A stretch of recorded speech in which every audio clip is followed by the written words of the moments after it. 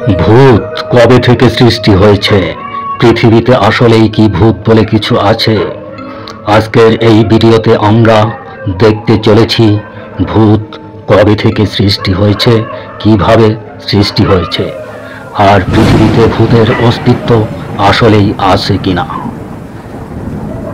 কলিজার বন্ধুরা, মানুষের জন্মের বহু আগেই আল্লাহ সৃষ্টি করেন এক রহস্যময় জাতি, জিন জাতি, যাদের সৃষ্টি হয়েছে ধোঁয়াবিহীন আগুন থেকে। সূরা রহমান আয়াত 15-তে আল্লাহ তাআলা বলেছেন, আর জিনকে আমি সৃষ্টি করেছি ধোঁয়াবিহীন অগ্নি শিখা থেকে। বন্ধুরা, তারা আমাদের দেখতে পায়, কিন্তু আমরা তাদের দেখি না। তারা রূপ বদলাতে পারে, উড়তে পারে, আর কখনো কখনো মানুষের কানে ফিসফিস করে ভয় ঢুকিয়ে দিতে পারে। ভয়ঙ্কর ঘটনা এক, মসজিদের অদৃশ্য আজানদাতা। তুমি শুনলে গা শিউরে উঠবে। বাংলাদেশের কুমিল্লায় এক পুরনো মসজিদে 2005 সালে এমন ঘটনা ঘটে। রাতে কেউ না থাকলেও ফজরের আজান ভেসে আসতো। লোকজন গিয়ে দেখে মসজিদের ফাঁকা মাইক বন্ধ। পরের দিন মসজিদের ইমাম স্বপ্নে দেখেন এক বৃদ্ধ জিন বলছে, আমরাও আল্লাহর বান্দা, তোমাদের সাথে নামাজ আদায় করি।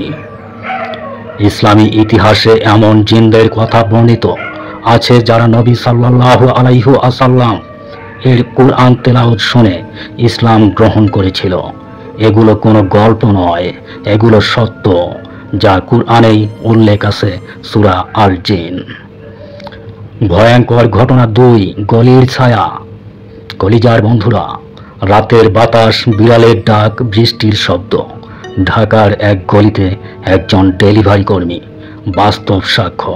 রাত 2টার দিকে ডেলিভারি দিতে গিয়ে দেখে এক নারী সাদা কাপড়ে লম্বা চুলে দাঁড়িয়ে আছে।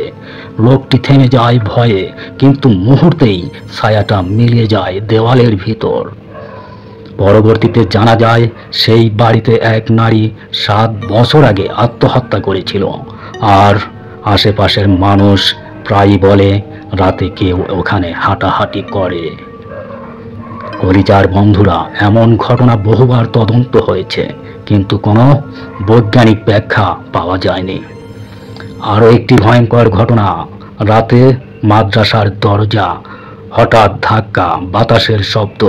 চট্টগ্রামের এক হাফেজিয়ার মাদ্রাসায় রাতে বারবার দরজা খুলে যায়, টেবিল নড়ে ওঠে।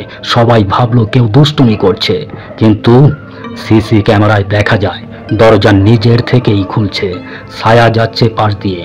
পরদিন একজন আলেম এসে সূরা আল বারাকা তিলাওয়াত করেন, আর তারপর থেকে সবকিছু একদম শান্ত হয়ে যায়। এটাই প্রমাণ করে জিনদের উপস্থিতি আছে, কিন্তু কুরআনের তেলাওয়াত তাদের দুর্বল করে দেয়। তাহলে কি ভূত সত্যি আছে? হ্যাঁ, কিন্তু ওরা হলো জিন, যারা ভালো হতে পারে, আবার ভয়ঙ্কর হতে পারে। তবে তুমি ভয় পেও না, বরং প্রতিদিন নামাজ পড়ো, আয়াতুল কুরসি, সূরা ইখলাস, সূরা ফালাক, সূরা নাস পড়ে ঘুমাও।